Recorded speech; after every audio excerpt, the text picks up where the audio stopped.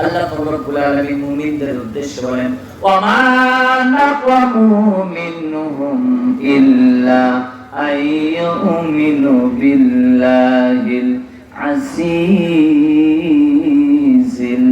হামিদ।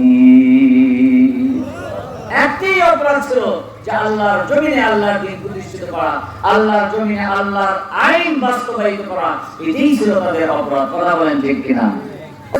আম হাসিবতুম আন তাদখুলুল জান্নাত, তোমাদের কি জান্নাতটা এমনিতে দেওয়া হবে? জান্নাতটা কি মামার বাড়ির ওয়া নাকি যে চাইলে পাওয়া যাবে?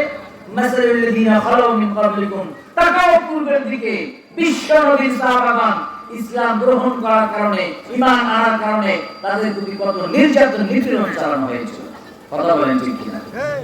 সম্মানীয় বন্ধুগণ, কি ছিল অপরাধ হযরত বিলাল রাদিয়াল্লাহু তাআলা আনহু? একটি ছিল অপরাধ যে তিনি ইসলাম গ্রহণ করেছেন, ইসলাম কবুল করেছেন।